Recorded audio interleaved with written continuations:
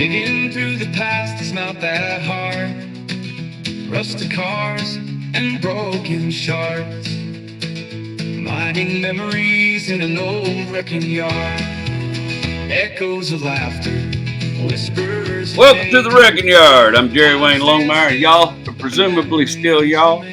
All are welcome in the Church of Internal Combustion. We just ask that you show up with an open heart. Still don't have any new sponsors, so I'm just going to promote my cousin because, bless him, he's up there trying to make it. If you're in the East Texas area, the 903 area code, and you need your RV or your boat detailed or even a car, man, reach out to my cousin Rick at Rick's RV Wash, man. He'll take care of you. He does a fine job. He's got a good thing going up there, man. And I'd like to see him succeed in it. And I'll put the phone number and a little copy of the card right there so you can check it out for all your fine mobile detailing needs. Rick's RV Wash. He's right there in Tyler, Texas. Takes care of most of the 903. There you go. Sorry. Woo, it's been a day, boy. Today is Friday here at the Wrecking Yard. I'm recording kind of in the evening, like 6 o'clock. The sun's still out. We are getting some lovely weather right now in Houston. What's the temperature monitor say? Let's see. Well, that's here in the garage. It's a little warmer here in the garage. Outside, it's a breezy 70, and we don't get many of them. We take advantage of them when we get them. I have been out on the screen porch all day, and then Rachel and I have been outside a lot working on the property. I think she has single-handedly saved her great-grandmother's azaleas and what are those? Forget-me-not. No. Forget-me-tomorrows. Yesterday, tomorrow. Yesterday, today's, and tomorrows, I think is what they're called. I always screw it up. But she had some of those planted on the back of the house, and we weeded the bed the other day, and Rachel's been out there pruning them and getting them all ready, and they look spectacular. They're already busting some flowers out.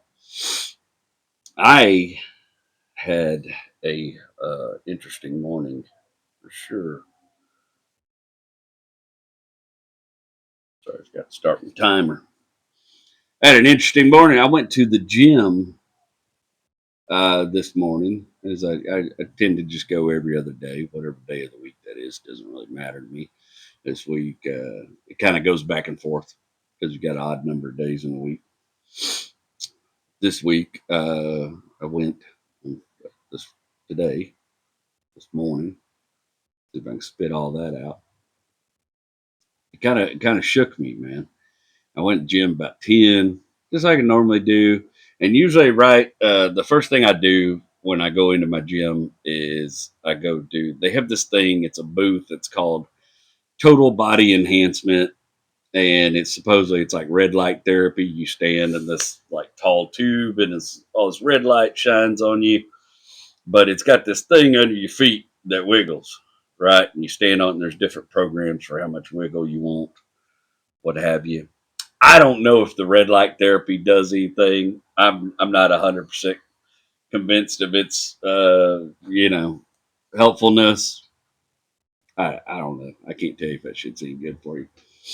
I did read something about most of those booths just use regular what do you call them? And them long lights are the tubes. I can't even remember what the hell they're called. So I don't even know if that shit's real. What I do know is that when I was first being strength trained way back in the day when I was younger, the guy would have me do all this stuff to lubricate my joints and get my joints all loose and, active, all these little exercises. But what happens when I stand on that wiggly plate is it does the same thing in about 12 minutes. About 12 minutes of my body just being and my teeth rattled out. All my joints are loosened up and lubricated and all the cartilage feels good. And I have like a brief, like a 45 minutes of, whoa. what basically occurs as a result of me doing this little 10 to 12 minutes every time I go in the gym before I go work out is I kind of already feel warmed up. I've been in those lights and take my shirt off, getting there and just my joints are all loosened up. I'm ready to go. Kind of get my head right while I'm in there, get my music going. And I go to a Planet Fitness. I have a Planet Fitness membership. And it's the easiest thing for me because they're everywhere. Anytime I travel, they're easy to find. It's what I like. Today, when I walked out of the red light booth, I come out of their little, special area. It's got all the tanning beds and all that bullshit and massage chairs. And went to go. I always pick the same locker. I'm a creature of habit. I always pick the same locker. And usually what I do is when I walk out of there, I usually pick the top locker, the very first top locker, if nobody's using it. It's usually empty. Put my stuff in there. Go on my day. Sunglasses, my AirPod case, and my keys. Keep my wallet in my pocket because I ain't stupid.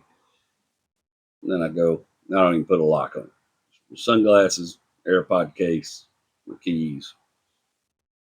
I take my water. I make a beeline for the weights. And I bust weights for 30 minutes. Then I get on the treadmill for 30 minutes. It's just I'm a creature of habit. I did all those things today. I come out of there, blip.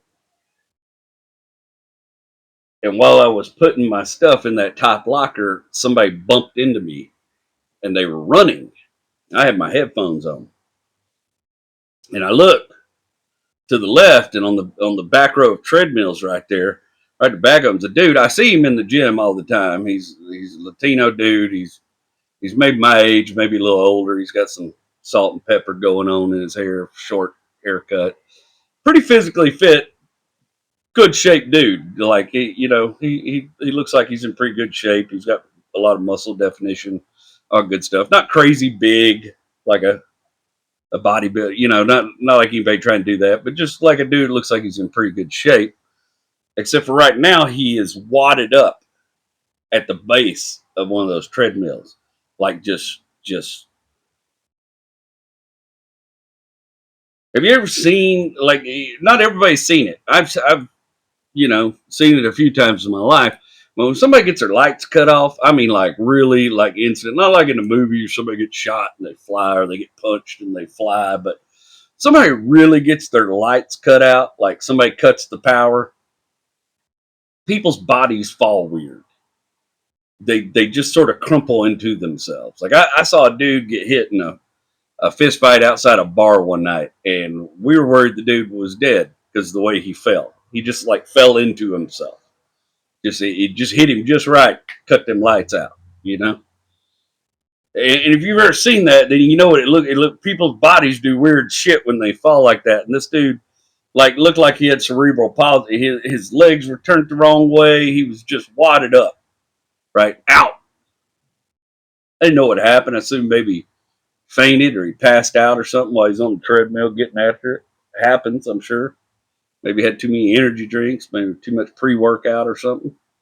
I don't mess with a lot of that stuff, but I've heard, stories about it. This dude was out.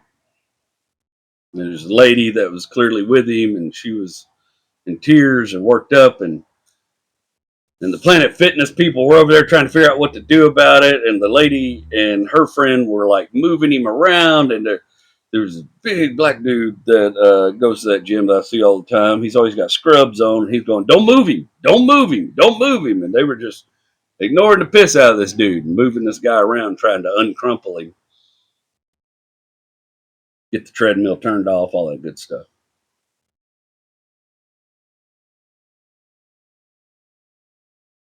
There's some dude there is an off-duty sheriff's officer. He jumps down and starts doing CPR on the guy.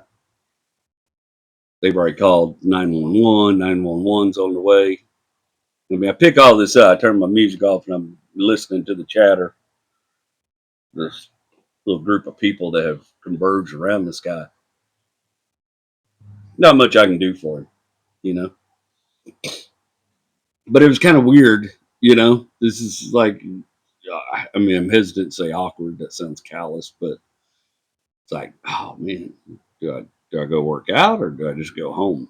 This feel like I shouldn't be here while this dude's out on the floor like this. I can't be of any help. These people have it under control. And at that point, paramedics, so you see the ambulance pulling up in the parking lot, like music still. They didn't even turn the music off. Music's still going. So you know what to do. I just kind of said a little quick prayer for the guy. Hope he's all right. He's always kind every time I've seen him. And I go over there and start busting weights, doing my thing. But I'm troubled, it's weird. And I do. It was pull day and biceps day, and so I go over there with the free weights and do all my hammer curls and then my supine curls. And I get done with that. I kind of turn around and look over there, and they're still doing CPR on this dude. Now there's more paramedics there and a couple more sheriff's officers there. It's sorry, cat was acting weird over there. I was trying to figure out what was happening. Troubled me. They've been working on this dude a good 8, 9 minutes. Man, put that out of your head.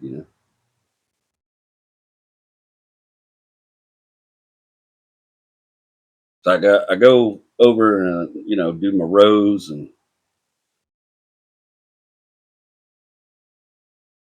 go through some. I keep working out. I keep doing my workout, but I keep checking in on this dude. But I notice I'm watching my little Apple Watch. I'm watching my heart rate now. Like, what's going on there? You know what I mean? Like,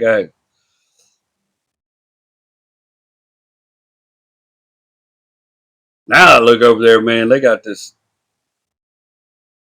I'm towards the end of my weight workout. They've been over there doing CPR on this dude for 20 something minutes. That's not a good sign. You know, you got to make somebody's heart work for them for 20 minutes. And the lady's with him. She's bawling. She's coming apart. And it's weird though because there's people still working out like right by while.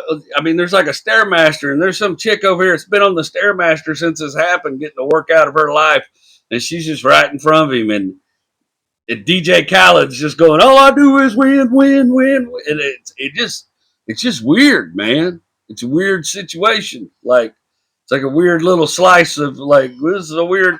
This is like this dude's worst day. This chick's having the best workout of her life. DJ Khaled's yap. You know what I mean? Music's going. It's not music you associate with grim circumstances. It's weirded me out, man. Like I'm like, what? I don't really know what to do in this situation. I'm done. I'm gonna go get on a treadmill, and they're picking him up. They've got him on a gurney now, and the only good sign I saw is they had one of those chest. I think it's called like a Lucas chest compression machine. And like they put it on your chest, and it does the compressions for you. And he's clearly holding on to it now. His hands are clenched on it, and I don't know if that's involuntary of his own thing. And they got him intubated, one of them ambulatory bags. You know, somebody squeezing the bag. It's very Grey's Anatomy. You know, like they pick him up and they put him on gurney, and they've already strapped him down, and they get him on that gurney. But everybody looks grim. Sheriff's officers, everybody looks. It's a very grim look. Nobody looks like they're winning. There's a look. There's a look, and those people don't look like they're winning. I know I've known a lot of EMTs in my life, and a lot of first responders, and there's a look they have when things are going well, and there's a look they have when things didn't go well. And they all have that look that things didn't go great. I've always thought being an EMT must just be a ferocious job to have because by and large, I know they don't win all the time. I know there's a lot of loss. They take the dude out, and then there's just this pile, like where this dude was, right behind this treadmill. There's just pile of trash of like ripped open plastic bags and bandage holders and discarded gloves, even a needle or two. And there's this other little dude from the paramedic with the paramedic, and he's got one of the EMTs, and he's got a biohazard waste bag, and he's picking things up, putting them in this bag, and cleaning the little area up. But the amount of trash that's created when they're trying to, it was interesting. It was weird, and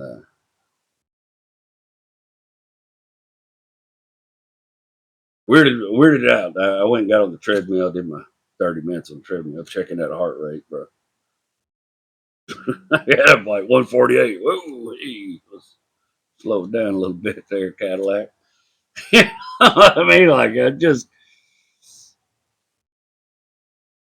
it's the music going while that was happening. It definitely unlocked a new fear for me. I never even worried about dying in Planet Fitness before today. Never in my life. It's usually a happy place. Go in there, people are generally nice to each other. Everybody's kind of getting their workout and their sweat on. There's upbeat music and bright colors, purple and what have you, and it doesn't seem like a place to die. So it's like and I don't know if the dude died. I don't know if they saved him or not. It's not the kind of thing that makes the Houston news, but ooh, that's not where I've been laying on the floor. I mean, the floor stinks in a gym. That's not a place you want to. I don't want to lay on the floor of Planet Fitness and listen to DJ. All I do is win, win, win. Like that. What the shit? You know, It's a weird place to have to check out. I mean, granted, he was unconscious, but that girl heard that song. You know, felt like that song played for 30 minutes. I know there was other music, but that's just the one that sticks in my head. I don't know. I've just always said that. I check out. I hate being cold. I know I'm already going to be scared, so I'm hoping when I check out, I want the sunshine on my face. Outside, warm. I won't be cold. I know you're already cold. When you start dying, but I don't want to be cold. I'm already going to be scared. I don't want to be cold. It was weird, man. I said some prayers for that dude. Uh, but certainly, like I said, unlocked a new fear for me. That's sure. It's not. You I don't want the smell of Planet Fitness to be the last thing I smell. I don't want DJ Khaled to be the last thing I hear.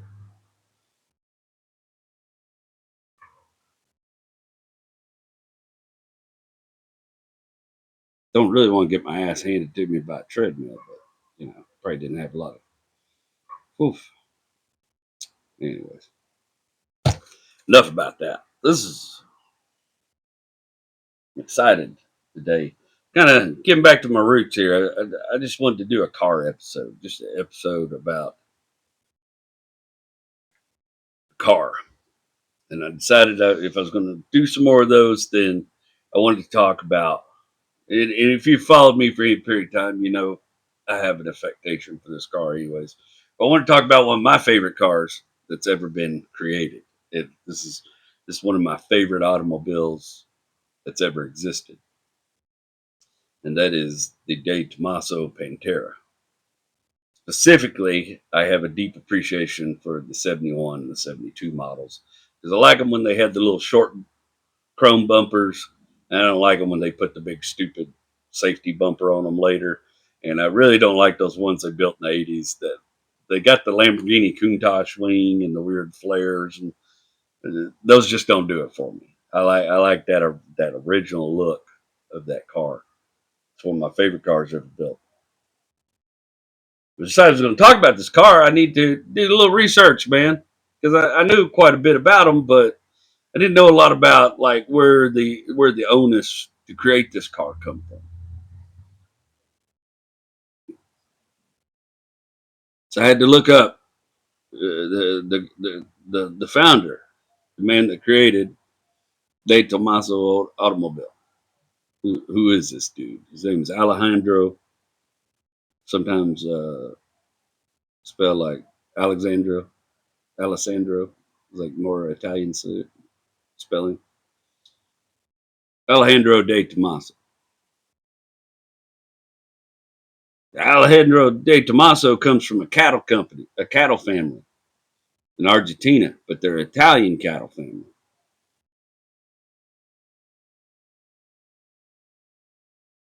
He's born and raised in Argentina.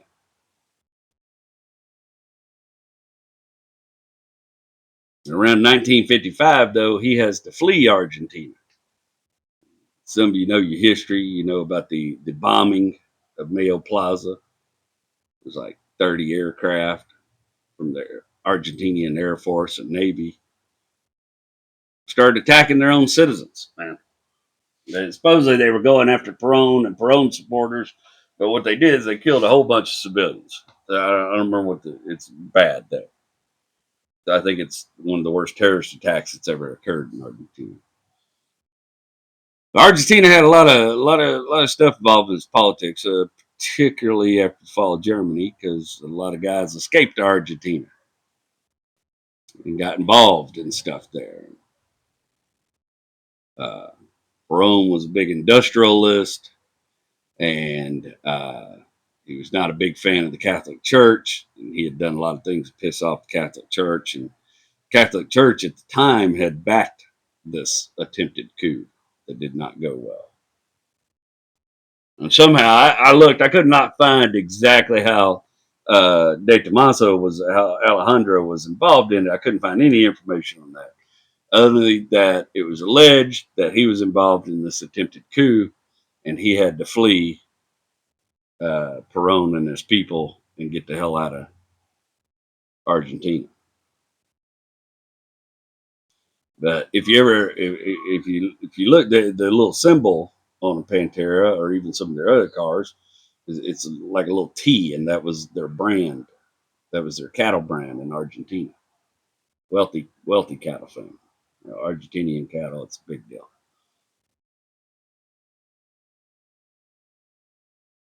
I think some of them had like a little sideways, like turned up on its side Argentinian flag too. I think that was part of the logo.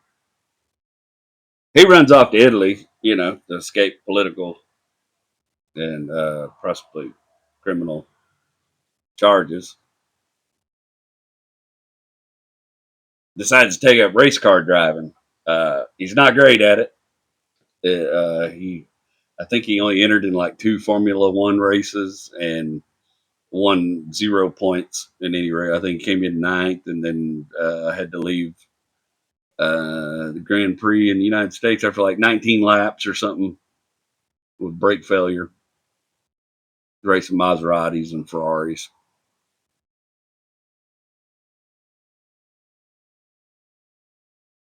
But he decides to start this automobile company. At first, that's all they do is they just build race cars. They built some Formula One cars, some other race cars. In fact, one of their first race cars uh, has the same four-cylinder that came in a Ford Cortina. He was a big fan of Ford. He was already kind of involved with them, and he actually marries. Her name's Isabel Haskell, and either her dad or her grandpa. I think it's her grandpa is William Durant. He's one of the founders of Chevrolet. One of the co-founders of General Motors. I believe he also started Frigidaire. He's a busy guy. She's a race car driver in the United States, but in the United States, she's forced to race against other women. She's not finding that challenging enough. She wants to race against everybody. She wants to race against some of the best.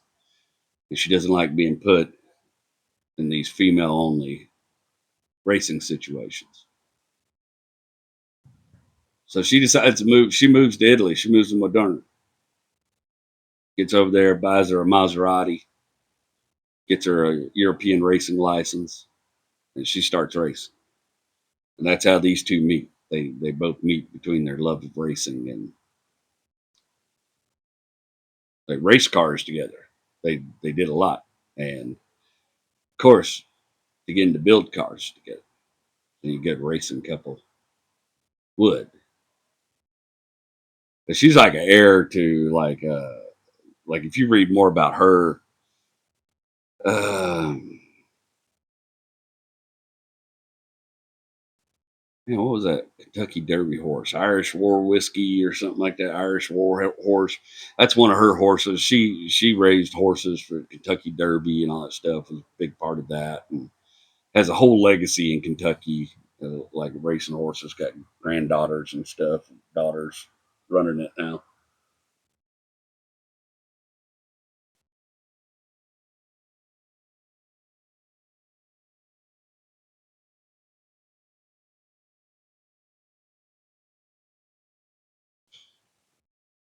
Alejandro falls in love with the Ford V8s. He likes the way they run. He likes the way they tune. Several of his cars have different Ford V8s in them. Like I said, that first race car had that Cortina 4 cylinder that was built out. He ends up having a really long relationship with Ford. In fact, he eventually, because like during the '70s, De Tomaso is like the Volkswagen group now. They were just buying shit up. They bought Benelli back. Benelli was a Benelli also makes shotguns, but Benelli that started from the Benelli motorcycle company. Benelli was a motorcycle company, and he buys Moto Guzzi, he buys Gia Coachworks, Benall. Uh, yeah, Benelli made shotguns and motorcycles for a little while, and they sold them all in the Montgomery Ward's catalog. But he buys up all these holdings. He eventually, I think he buys Maserati in like '75 and saves Maserati when they're going bankrupt and they're having all kind of issues. I'm sure had something to do with his wife because she was a big Maserati fanatic. She liked racing Maseratis. But he has a long relationship with Ford. Uh, in fact, he eventually sells Ford Kia Coachworks in like 1973, and of course Ford wants to put that name out as much as they can. That's why if you see some of those '74 Mustang twos and stuff, they'll say Gia Coachworks, down there and everything.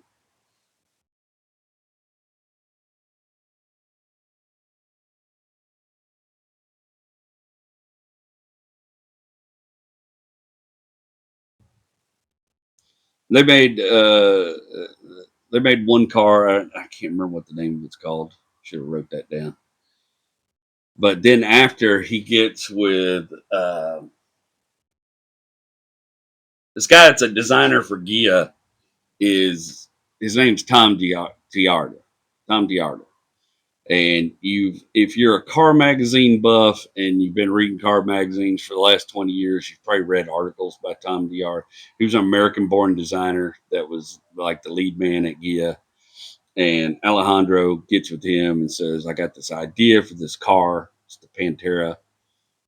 And he said, I don't want to do the steel backbone design that we've been doing. He wants to do a full monocoque design. Which monocoque design, if you know, is where the vehicle derives its strength from the bodywork, basically, from the like a shell. I think that's like a French word that means shell or some shit like that. There's semi monocoque where they have like ribs and subframes and stuff, but in a lot of you'll hear oftentimes people will confuse unibodies and call them monocoque design, and they're not really. True monocoque design, it's the shell of the car that the car derives its strength from. And he had this idea, and Tom put it to work, and it becomes the blueprint for the company. Is this design process?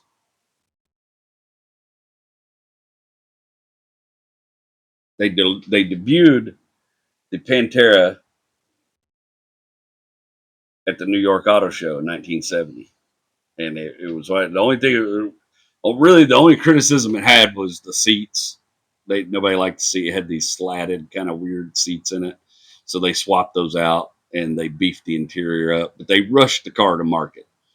And it was because it's another. I told you I'm a big fan of Lee Iacocca. Lee Iacocca is the genius behind all this.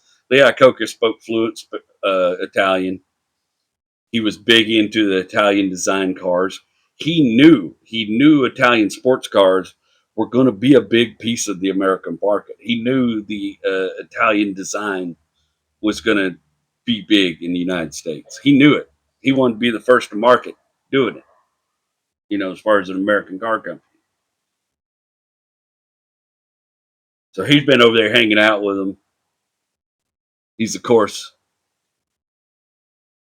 big reason they went with the 351 Cleveland as the original power plant of the car. Now, later versions of cars have 302, and there's another engine they used. I can't remember what it is. I think maybe it's a 351 Windsor, but originally it's the 351 Cleveland, right? Which is one of my favorite Ford engines. I love the 351 Cleveland myself. 351 Cleveland has a special sound to it. It's just it's a fun old pushrod V8 that just it has a sound to it that cannot be duplicated. The Boss 351Cs and the Mustangs were hot engines, and that was kind of the Pantera followed the Mustang in that whatever the Mustang had, the Pantera had drivetrain wise, as far as that power plant.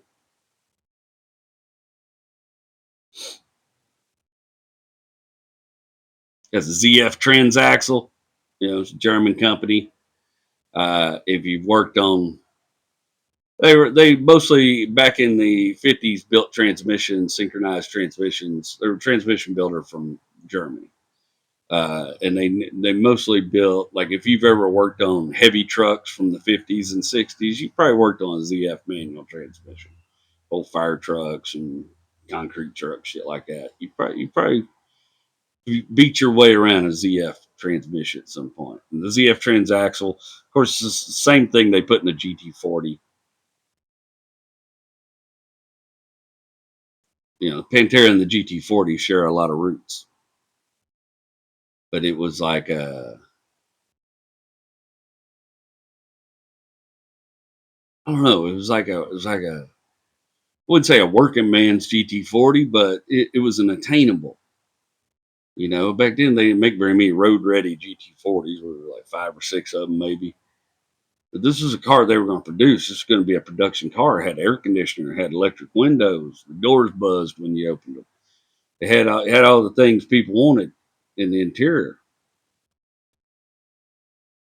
And the biggest thing that hurt, there's two big things that really hurt the Pantera. Of course, the gas and oil crisis was, it hurt a lot of great cars. A lot of great cars did not survive the gas and oil crisis of the mid 70s because everybody started teaming up with Japanese companies trying to build small shit, got better gas mileage. But one of the big things that hurt it was because they rushed the market. They had all kind of quality problems. They overheated. They had cooling problems out the wazoo. Uh, really, a lot of Italian cars didn't have very good rust treatment anyway, so they didn't have very good rust treatment. They would rust really badly, and in those early bodies, they were all built by hand, in a coachworks plant. And so when you got panels that don't fit right and you're building them by hand, back then they just fill them up with solder. So a lot of them early Panteras, they were just soldered up bodies all over. There's all kind of solder filling and stuff like that.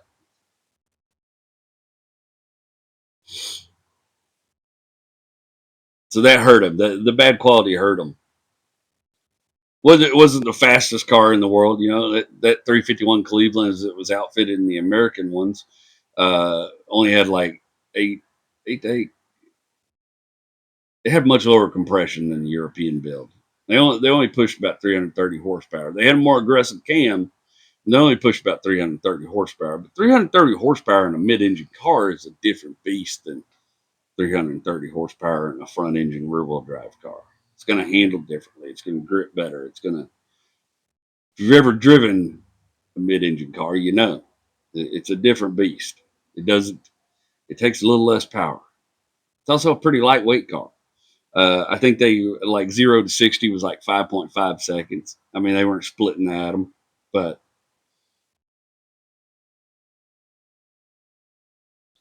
it was like in its own market, you know.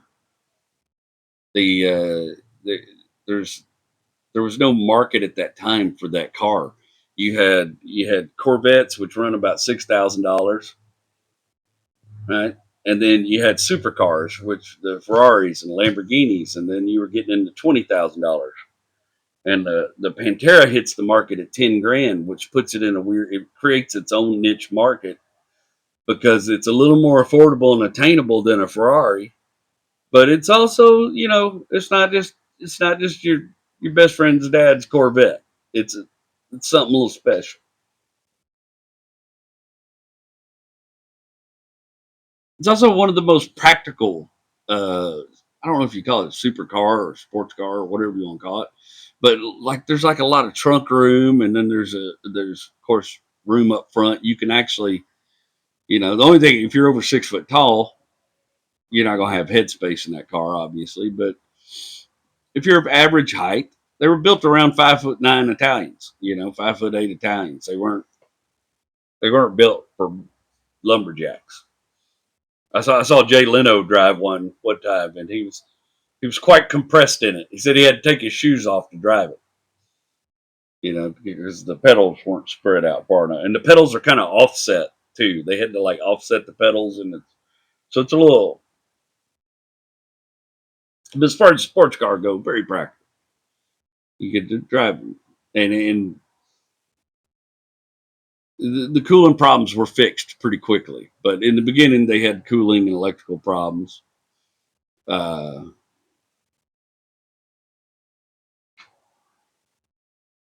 it was a very interesting car. I mean, engine's kind of tough to work on, being a mid-engine, but you can change a gearbox in a parking lot. You know, you can you can change the clutch out in about 2 hours on the thing. It's it's also cool because of their partnership with Ford. Every part. This is the crazy thing about Panteras today. Every part has a Ford part number, and every part is still available. They only they I think they only brought like 5,400 cars to the United States, but you can still get all the parts for a Pantera. You can still buy every part for a Pantera, and the aftermarket market for Panteras is crazy, man. They have one of the craziest little cults surrounding them. Of course, they're a lot more than $10,000 now.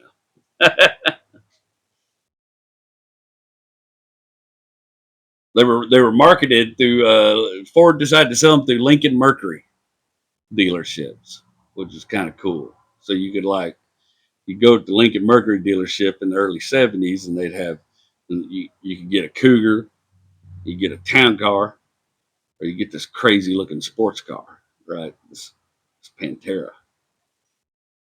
I always thought that. I just think it's kind of a weird fit, but I would love to see a picture of one of them dealerships where you can see a town car, a Cougar, and this freaking Pantera.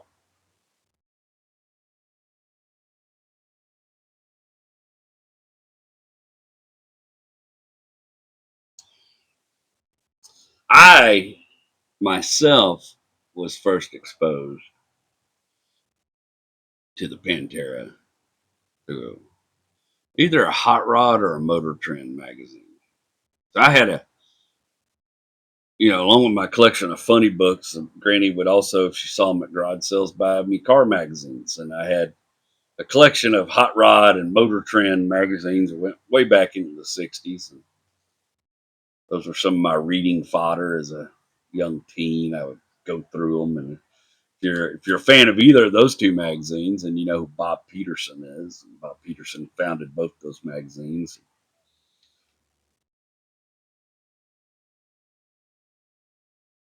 But I had one of those magazines where they'd done the breakdown on that Pantera, and I thought it was one of the coolest looking cars I'd ever seen in my life because it looked like it looked like one of them Ferrari. It looked like one of those race cars from overseas, except it had this big old Ford pushrod V8 in it, right in the middle of it, and I was just I was already a fan of that. I was already a fan of Mustang. I was a big Mustang kid already. I love Mustangs.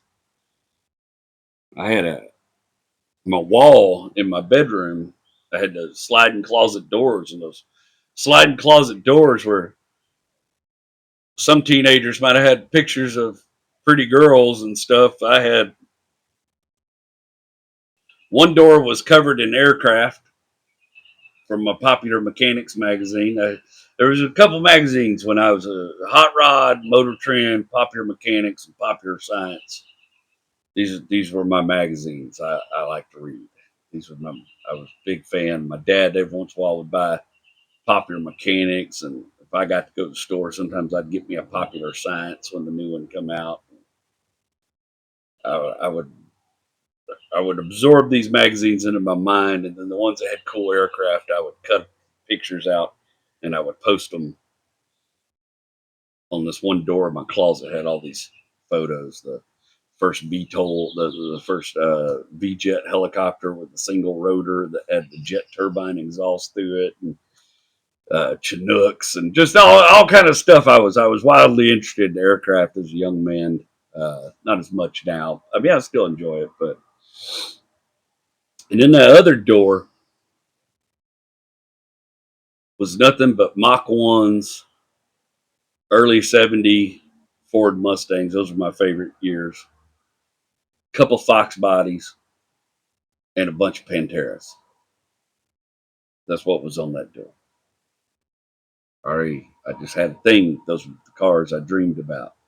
Something about that houndstooth hood on that Mach 1 just did it for me. I always wanted me a Mach 1. I just they handle like a potato, but I still want one.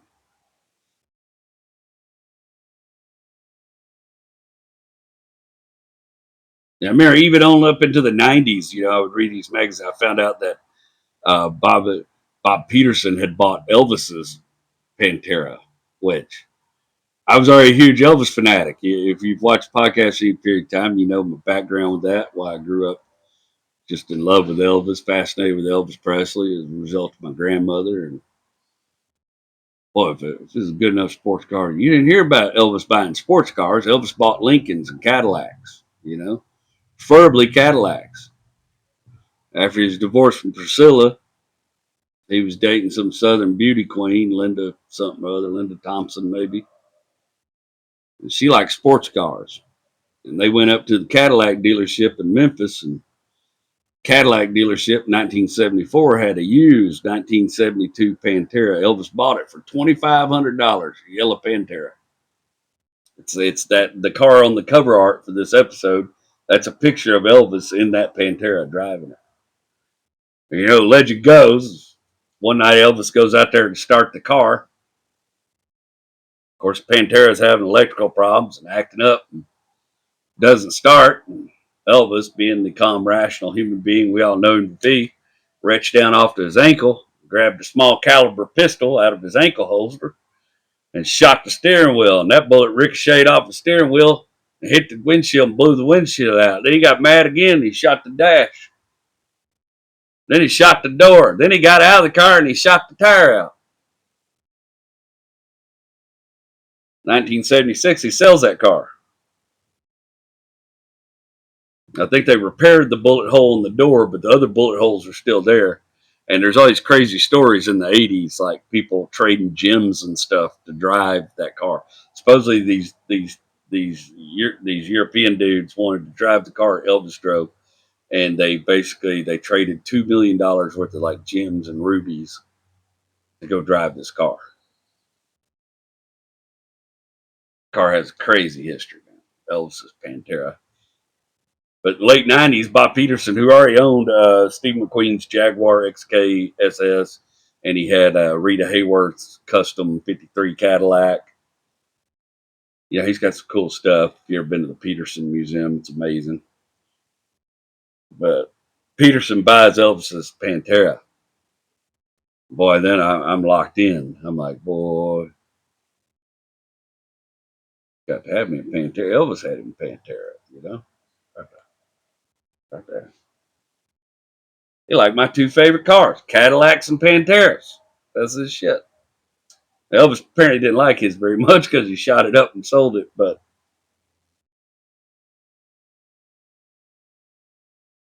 if I ever had money to buy Elvis's car, I've told you I'd piss everybody off because I'd drive the piss out of him. One of the periods of time right after high school, and I've told y'all stories about it, it's when I had my El Camino still and I moved. It's when I was living in Kilgore, kind of bouncing between jobs, looking for something to do. Ugh, got a hair or something driving me crazy in the mustache. One of these periods of time, I was living in Kilgore. I briefly worked at a place called Bill Wilson Pontiac. Be right there off 59. Is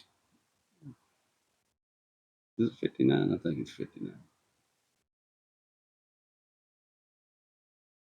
I didn't work there a long time. I got fired.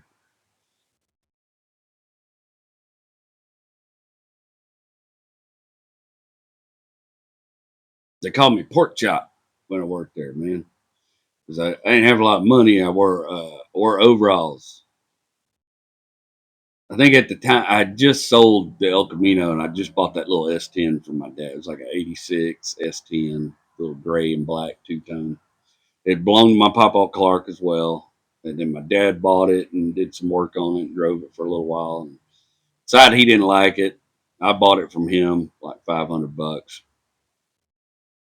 But I just wore overalls to work every day and, ball cap. And one of the salesmen that worked over there at Bill Wilson or one of the floor managers, I don't remember. I think it's the floor manager for the shop. Told me I reminded him of them pig farmers out in East Texas. He said, "Boy, you dress like a pig farmer." And he said, "Oh, pork chop." They just started calling me pork chop after that. It's not my favorite nickname I've ever had, but whatever, it is what it is. One of the older salesmen that had been there for a little bit, he was friends with this dude named Ron Binkman. Ron Binkman had a bunch of money and he had a couple different cars. And he would come over there to the dealership, visit his buddy whenever he was in Kilgore. He lived in Longview.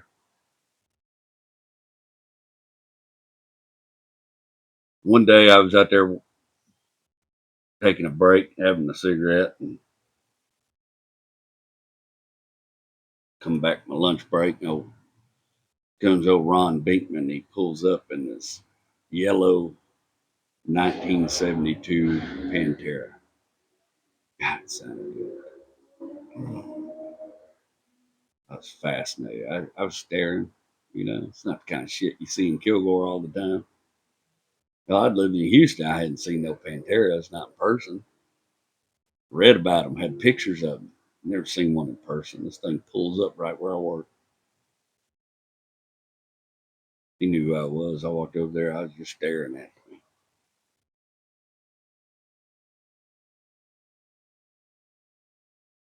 He said, "What you think about that thing, boy?" I said, "Man," I love Panteras. He goes, "You know what it is?" He said, "Half people around here don't know what it is. They ask me what it is every time I get out of the car." I said, I recognize that Pantera anywhere. It's got 351 Cleveland in it. He was like, "Yeah, man." He goes, "All right, all right, all right, pork chop. Know a little something about the ride, man."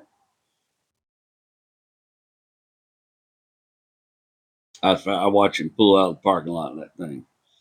He got on it a little bit, getting on 59 for me. I was like, "Yeah, yeah." Went back to work. A couple of days later, he comes back to the dealership.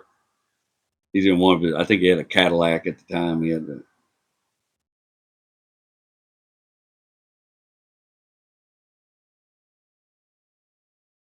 had some Buick. He had some Buick at the time, some real nice Buick. Uh, it's like 97, 98. It was some real nice Buick. And he brought it over there to be serviced or something. And it's Bill Wilson Pontiac and Buick. Yeah. It was some kind of Buick. I don't remember the deal and nothing I gave a shit about. He comes over there. I take the Buick back around, do oil change, all that stuff on it. He said, "Pork chop, you interested in making any?" Most of the guys in there were older. I was the only young dude in there. And I was kind of like the porter. I did everything, and all the young dude shit, clean up car, wash cars, all that stuff. And he said, "Pork chop, you need to make a little extra money," and I did.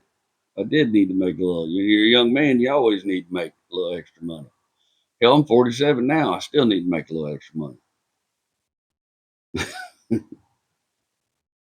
He said, "Well," he said, "Man, I got." He said, "I got some work out at my place in Longview. We'll come over this weekend. I'll put you to work." I said, "Yeah, man, that sounds all right to me, Miss Ron. I appreciate it."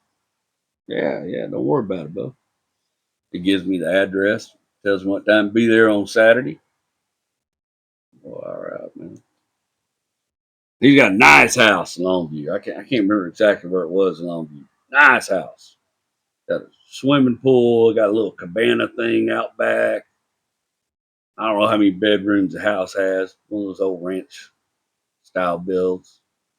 Big drive. It's got a 4-car freaking garage on it. He had some cool stuff. He did have a Cadillac. It was like an early '90s. It was a beautiful car though. Wife had a freaking Corvette.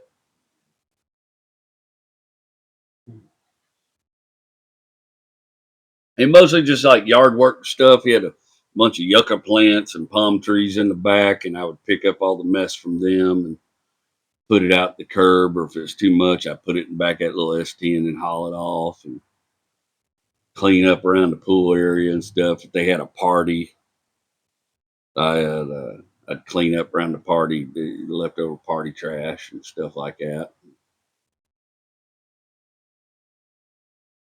Well, there worked for him a couple of days. He always paid me good, man. I give me 40 or $50 for the day, which is pretty good money in them days.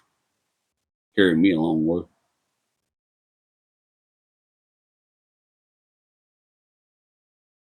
He always smelled like rum, man. He liked his Bacardi rum. Because that Bacardi was big shit in the '90s. He liked that Bacardi rum, man. I don't know how many of them Bacardi bottles I'd pick up. I'd be cleaning up around there. He'd hang out there in that cabana and drink Bacardi and listen to like yacht rock. You know, you either know what yacht rock is or you don't. But it's that was his shit. He listened to yacht rock, get hammered out there in the cabana, and he was probably, I would say, he was probably in his late 50s. Definitely a Texan, had the accent. He was definitely East Texan. I don't know what Mr. Ron did for money. That wasn't none of my business. But he clearly made a bunch of it. His wife, I had to guess, man, she was probably, I'd probably say she was in her early to mid 40s. But she looked in the face, she looked like Kirstie Alley, right? She's beautiful, very pretty. But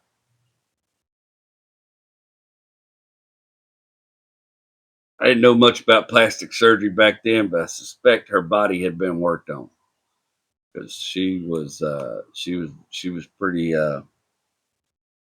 she was a lot. She was a lot for a young Pentecostalish boy. He would be over there getting hammered, listening to yacht rock, and she would come out there in suntan in a 2-piece bathing suit, which was quite a thrill for me because I hadn't seen a lot of 2-piece bathing suits in my life at that point. Pentecostal girls, by and large, wear shorts or skirts to the lake and wear their skirts and their t-shirts while they swim. So this gal would come out and put her headset on and lay out there in this 2-piece while I cleaned up stuff in the yard. Sometimes I would had a gas pressure washer. I'd pressure wash the driveway and the front of the brick house for him and the sidewalk and all that kind of stuff, and then sweep the water out. And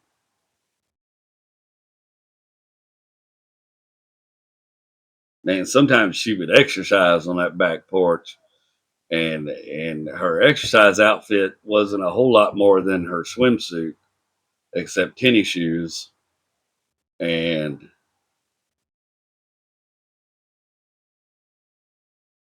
I ain't even gonna lie, man. I she would get out there, exercise by that pool, listening to Taylor Dane and singing Taylor Dane,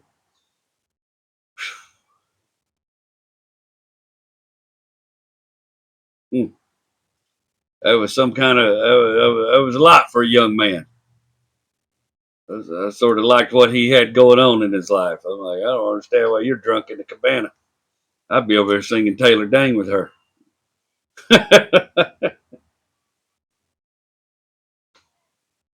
Yeah, she'd wear this old leotard thing, get out there and jump and grind and jazzercise, whatever the shit it was. Oof, it's like going to work and watching a music video while you work.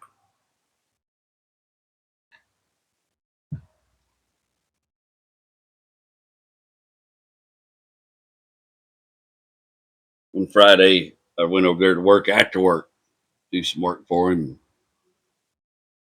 I was picking up yucca cuttings, and then he wanted me to pressure wash that driveway, and uh, had the garage door closed. Boy, I'm out there pressure washing shit out of the driveway. Summertime, so it's still kind of light out, you know. It's not dark yet, it's 6, 7.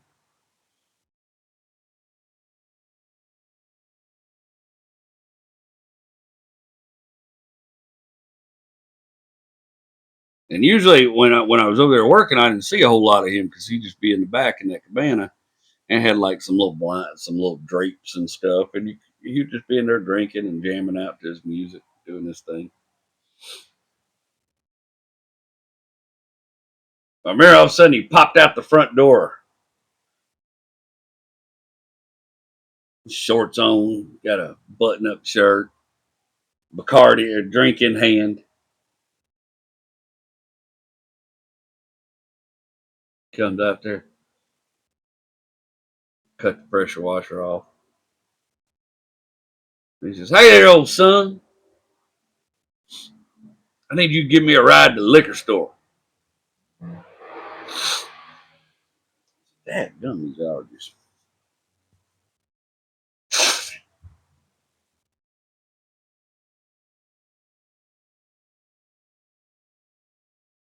I said, "Yes, sir, man. It's not a problem." I roll the pressure washer up. I go there, start washing my hands.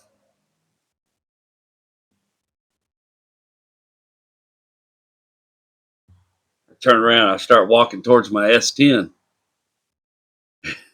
That's where he kind of like watched me, and he goes, "Where the hell are you going?" He goes, "We ain't taking that beer can." Which I was miffed, but he was right. It was kind of like a beer can. He turns around, hits his garage door opener, and that garage door opens up. There's that freaking yellow Pantera. We start walking in the garage. I start following him in the garage, and he goes over his little rack. He, all his keys, he pulls them Pantera keys off and throws them to me right there.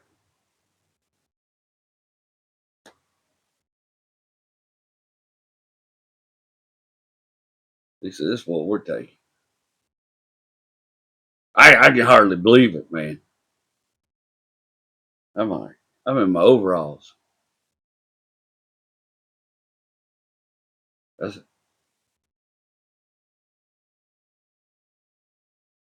I start walking around towards the driver's side of the car. And then push button door. Open that door. He's already down in the seat. I sat in that thing, and I was already kind of a big boy. He's a little tight. I knew shit. I shut that door, that key in. It's just speedometer, tachometer, and then a whole row of dials right here down the middle. I think it maybe even had an altimeter. Hell, I don't know. His had a CD player in it. I remember that. It had a Kenwood CD player in it. and his was fixed up. He had done it, had the chassis. I had seen the hood and stuff popped up, had the chassis stiffening stuff. He had that 351 Cleveland gone through. It was built to the hilt, had a real choppy cam in it. Still had that 4-point exhaust, right? Those 4 points coming up in the back. He said, he looked over, he goes, "Boy, you know how to drive a gated shifter?" And I said, "Hell yeah." Well, I had never even seen a gated shifter in my life. I didn't know what the hell a gated shifter was. But all the shift points were nice and lined up by a metal plate. I later on learned that's what a gated shifter is. And he looked at me. I very grinned. I started up there. And the sound. Like, I already love the way a 351 Cleveland sounds. The way it sounds in that car, and they got running through that race car type, that 4-point exhaust. It still kind of has that Italian sports car sound to it, that melodic kind of. It still has that, but it also has the bass of an American pushrod. You know what I mean? It's like it still has it all. Put it in reverse, clutch is pretty stiff on it. Kind of jerked us out, and he kind of looked at me, and eyebrow raised, had his old Ray-Bans on. He's still drinking that Bacardi, though, right? He says, "Yeah, man." And I backed up and turned it around in his driveway and pushed that clutch in. I just gave it a little, right? And it was so responsive, just responsive, man. Just like my foot was connected to the carburetor, just like it was like that. I was like, and I remember he looked at me. He looked over them sunglasses. He goes, "Boy, I'm about to change your damn life." He was a little lit. There's a little bit of a dog leg get from reverse into first. Once you get that thing into first, all them forward gears, clack, clack, clack, clack, just smooth as you want it to be, baby. And we pull out and drive. I mean, whoo. It wasn't like noisy inside like a lot of sports car. All you could really hear was the gearbox. That ZF gearbox, you hear that. Why?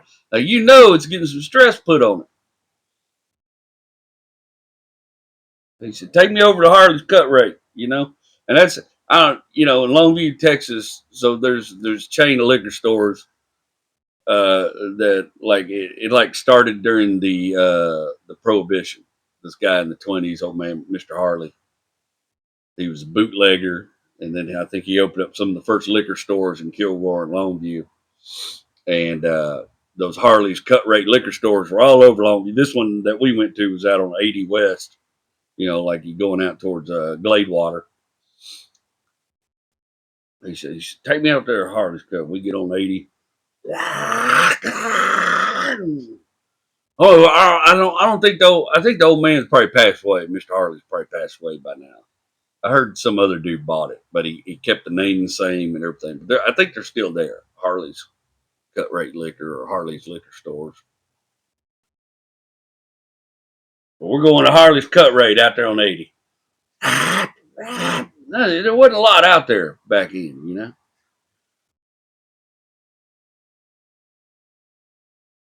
Get out there. We're cruising through Longview, man. I'm like hoping some of my friends see me. It's a small town. I just want some of the old gals, somebody to see me that knows me. This freaking Pantera. Well, that car accelerated. I don't know if we got the 0 to 60 in 5.5 seconds. It sure didn't feel like no 5.5 seconds. It felt about like one. Just go, man.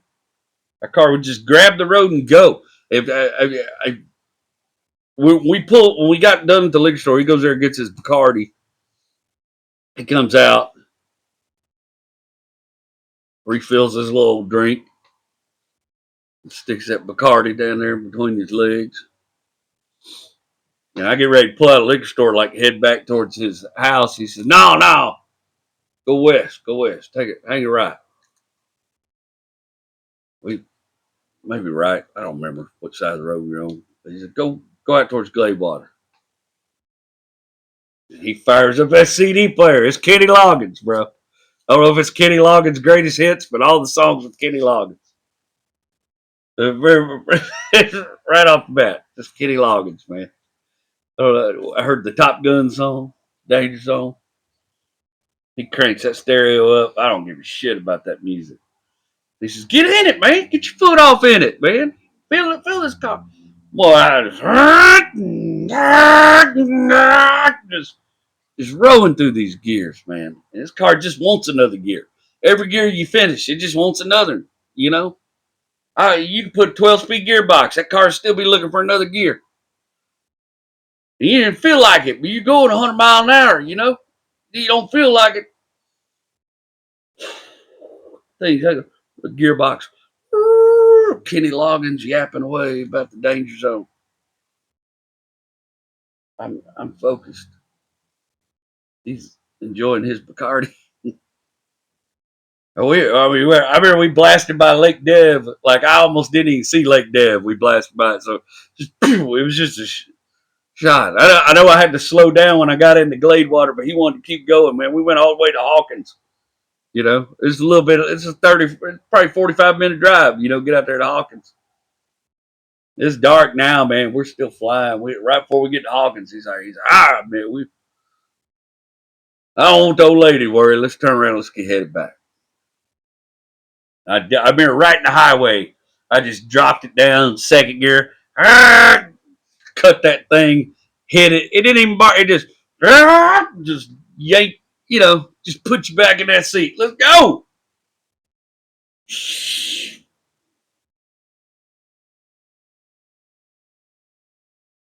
I can't even talk now, man. We get back to this neighborhood. I'm out of words to say. You know, I've had an experience. He did, in fact, change my damn life.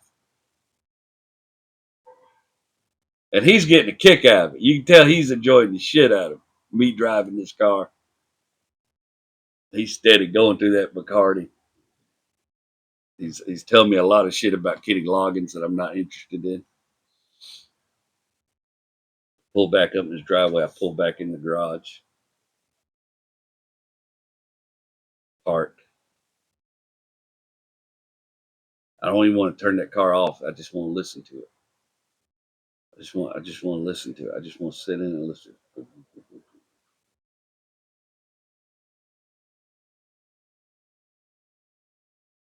Turn the car off, hand him the keys. I get out, shut the door. Very gently. This thing was pristine. It was beautiful. He says, "Man, I appreciate you. All right, boy. You all right? What you got left to do out there?" I said, I didn't get to finish pressure washing. And he said, "Man, we'll worry about it next time." He said, "Do me a favor, put that pressure washer up for me and cut that water out." Yes, sir. Cut the water out, put the pressure washer up. I go back around back. He's in the cabana again. Now his lady's out there with him. They're grinning and laughing, having drinks. She's got some wine. He's listening to see Kenny Loggins out there now. He's Kenny Loggins. This dude loves him some Kenny Loggins.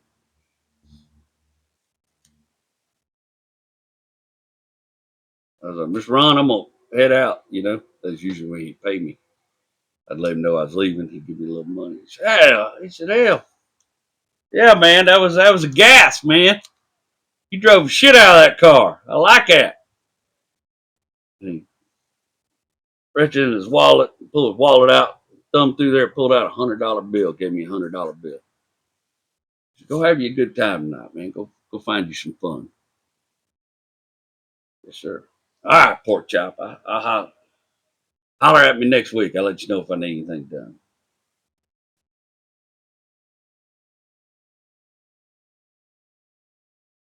And I did. I went and worked for him a few more times. Did some more work on his house and stuff out there. pressure washing and all that sort of shit. And he never let me drive that Pantera again. I was always hoping every time I went over there, like, is this gonna be the day? Please get drunk and need a ride to the liquor store. Please get drunk and need a ride to the liquor store, Mr. Ron. Such as was my luck, he never got drunk and needed a ride to the liquor store again. At least not for me. Boy, I was sure. Every time I went over there, ooh, is this night you'll be drunk? Let me drive that liquor store.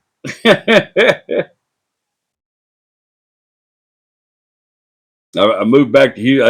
I didn't live there a long time that go around. Y'all know the story. I moved back to Houston. My life took other paths, but I can tell you that in all the years since then, I've never stopped dreaming about a Pantera. They're now. You can buy a decent one now, one that's been gone through and is in pretty good shape. The Pantera Club's a really cool, useful thing, and if you get with the Pantera Club, a lot of times guys getting older, they'll sell them and stuff, you know. You buy one through those dudes, they'll tell you everything you need. They put together all kind of resource material, and you know you can buy you a decent Pantera between $90,000 and $100,000. You can get one still to this day. At least the ones what I like, you know. I don't care for them Lamborghini looking ones that they make later. I don't want a Pantera with a 302 in it. Sorry, I don't. I want that 351 Cleveland. I want that big bass sound. I want that big push rod American V8 sweat and blood and muscle. I want that sound. Some dude I posted the cover art. This is what this dude Gary was like man, Joe with a Hellcat motor, and I just almost fainted. Like, no, I don't want a damn Hellcat motor in it. I don't need 1,000 horsepower mid-engine car. Mid-engine car, you just need about 400 or 500. You can get that out of a 351 all day long. You don't need everything. Doesn't have to be that, you know. Gas monkey and that stupid EcoBoost Panther. Like that's what you put an EcoBoost in a Ford Courier. Yeah, you got my attention. My ears are perked. But don't ruin a classic sports. I don't know. I'm not even a sports car guy, man. I never gave two shits. I have ridden in some badass Ferraris and Lamborghinis, and I can honestly tell you, I just don't give two shits about that. The only one I did ride in I really liked was Lamborghini Miura. But outside of that, I just don't give two shits about Lamborghini styling. I don't really care that much about Ferrari styling. They just don't do it for me. They're not my type of shit. Pantera is different. It's that sexy styling, but also that big old pushrod V8 in it's a mixture of many things.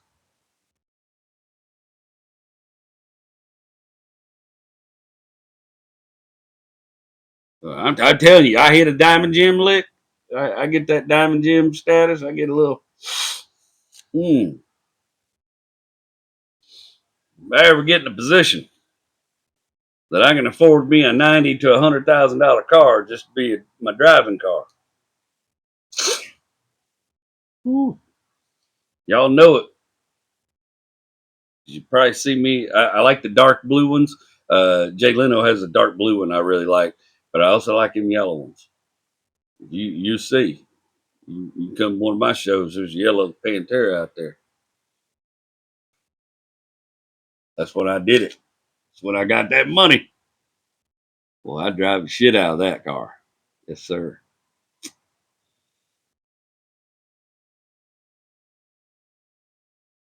Run a little shorter this week. That's all right. I wanted to get back to the car side of things and share that with you guys again. I think it's time for some testimonials, if you will. We do some testimonials? Hell yeah. And I'm actually prepared this week. Look at old pork chop showing up ready. There's some comments from last week's episode where I had my brother here visiting. He brought his Ford Lightning, his second gen Lightning. I showed some footage. If you didn't watch all the way in, go back and watch all the way in. Showed a little footage of him cranking up, racking it off for me a couple times. He want my brother's so respectful. He didn't want to even do that. I was like, oh, we're fine, man. Rack that shit off. At Jake of all trades, master of fun. A young man would have left a cloud as he rolled out. An old man is much more wise. Boy, yeah, you wouldn't catch me. My brother wouldn't do that shit in the neighborhood. He just has some feelings about that, and he would never. To him, that would be a form of disrespect. You just wouldn't see Joey doing that. Yeah, I was hoping he's gonna hit it and bark him tires a little bit for us when he got on Hardy. He just kind of took off nice and slow, and I wouldn't have minded hearing it bark. But yeah, Joey's a very respectful person. He wouldn't do that. At Patrick D2K5B.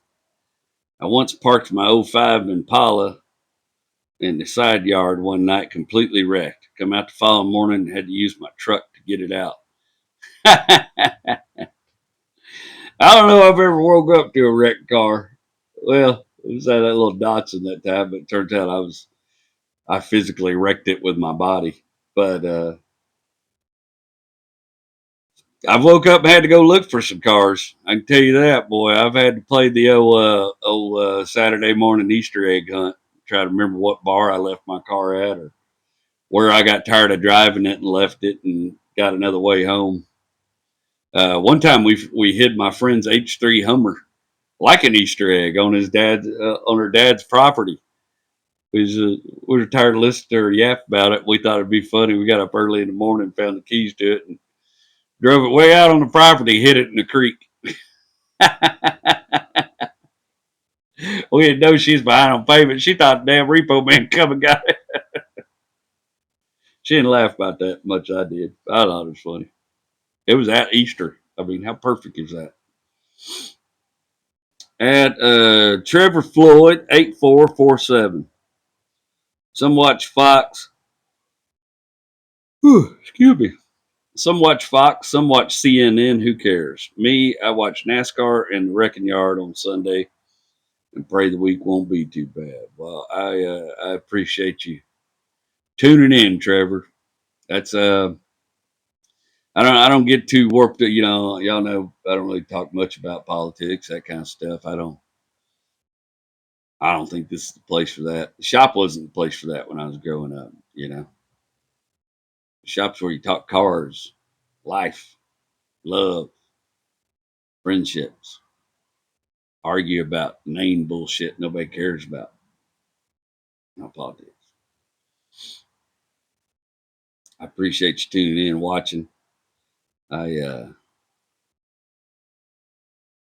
That's all I really wanted this to be, was just some place for people to land, just to have a nice time, just chill out, listen to me tell a story or two, maybe enjoy some nostalgia, and go on with your week.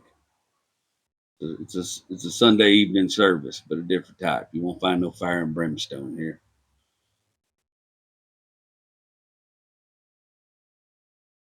If you guys are in Central Texas area, I'm gonna be in Bastrop March 29th, performing at Film Alley. I have not been back there in a few years. Looking forward to getting back to Film Alley. That's a fun little room. I would implore you to buy your tickets now because the sales are doing pretty well. So I'm hopeful we're gonna maybe get a sellout in Bastrop. That would be nice. They're them pitiful Oklahoma shows. Follow me on Facebook. I don't know if you saw, I posted they're doing a big fundraiser for the people in Stillwater, Oklahoma, who have lost their homes, stuff from wildfires, and it's a rough, it's a rough go.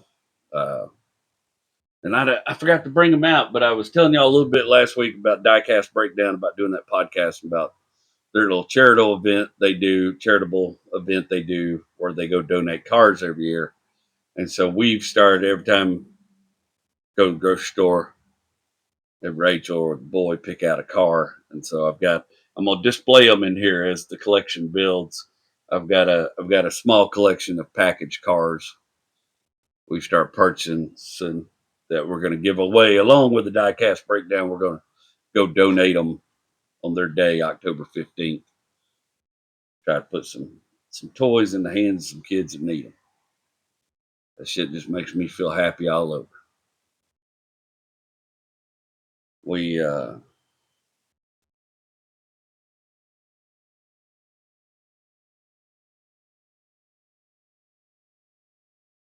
been meaning to talk about this. It's been a week or two, a couple weeks, but there's a little loss in our family. Not my particular immediate family. If you're a long time listener to the show, you know about my cousin Shane. The Camaro episode was all about him and his wife Julie Sullivan, Longmire. And this time period I'm talking about today, this time period where I was working at Bill Wilson Pontiac, I was in the church and I was spending a lot of time with Shane and Julie. I was kind of like their little third wheel while they were dating for a while, and me and Tommy LaBeouf took turns being the third wheel on their dates, and I periodically had a little crush on Julie's one of her younger sisters. Um, but Julie's father, who I mostly knew as Brother Sullivan, passed away just recently, and he was a fantastic human being. I just always really liked Brother Sullivan a whole lot. He was clearly a fantastic grandfather, and uh, I just know his grandkids loved him and adored him, and I knew. And Julie's one of the best people I know. I really just think the world of her, and the friendship I've been able to have with her for a large part of my life has been very meaningful to me. And though I didn't know her father for a long time, there was a short time about this time period when I was living in Kilgore where I would see him a lot. I spent a lot of time at Sullivan's house over in Liberty City, and they were a big part of our church, at the United Pentecostal Church over there in Kilgore. And so they feel like family to me. They feel more like family than friends. And I was sad to hear the news of Mr. Sullivan. I followed along as he was in the hospital, and just things didn't work out for him. And he played instruments. He was a wildly interesting guy to me. Uh, like I said, I only knew him for a short, but when I was younger, there was a period of time where it may have been brief that he had a little shop in Kilgore, and he was a metal detector. He was a metal detector guy, and he would go out to like Civil War battlefields, and he had all kind. He had Civil War belt buckles and the hat buckles and the mini balls and all kind of horseshoes. He just had all kind of neat Civil War memorabilia he had found over the years. He had it displayed in that shop, and I was kind of a nerd about it. I like to go over there and check it all out. And I'll never forget that I was in that shop one day with Brother Sullivan, and I was just asking him dumb questions, and he tolerated me. He was good to us boys in the church. He was kind to us young men. He was easy to talk to.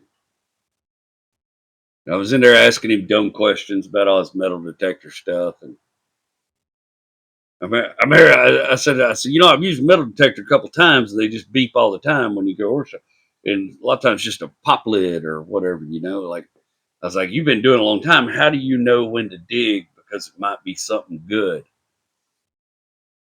And he just kind of chuckled and sat back in his chair, and he said, "You don't."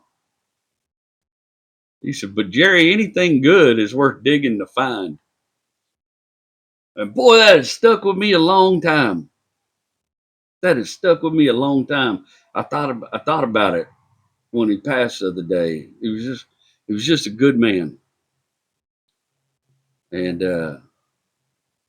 if you're a prayer type, I wouldn't mind if you sent up a prayer for his family. They're grieving. They lost a good one. And if you're not, that's okay too. But just I hate to see them go through that kind of loss because they're a good bunch of people. I, of course, just love Julie and her kids. And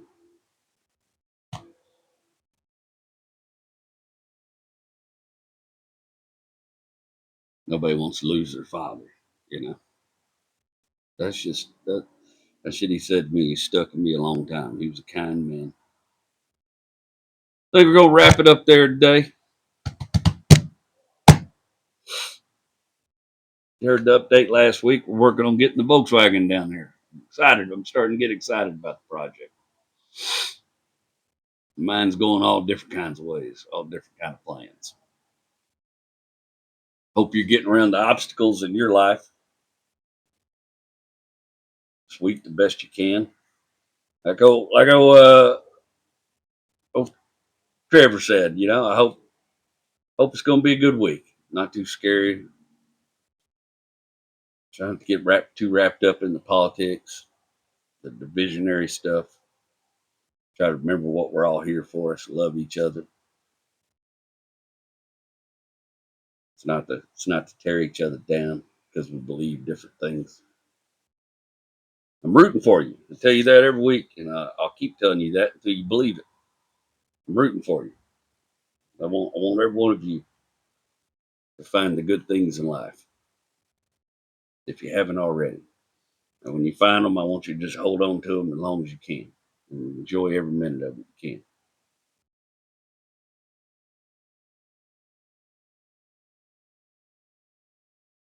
I appreciate y'all rooting for me. Wouldn't mind if you sent some positivity my way. I got some angles I'm working. I'm hoping one of them comes up good, and I could use a little. I could use y'all. Y'all are my A1s. Y'all are my people that watch and follow this podcast. Y'all are what I consider my A1s. It's a whole lot of people. I did Truck Astrology 100 this week. That's crazy. I added them all up, and if I put them all together, they come out to an hour and 25 minutes. And there's roughly 560 jokes in an hour and 25 minutes. I had a fan ask me if I'd put them all together as one video and put it on YouTube so he could just play it in the waiting room of his car shop. And I was like, you know what? I might just do that. It'd be a little bit of work. Them early ones, the production value on them's not good. I've even thought about going back and re-recording something, but I hate to take away from what the spark was there originally.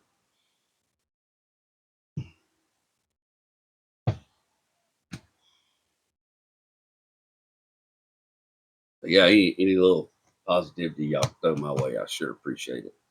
It means a lot to me and my family. I'm rooting for you.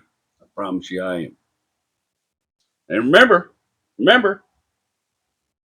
anything good is worth digging for. Anything good, it's worth digging to find it. Y'all have a good week. I'll see you next Sunday.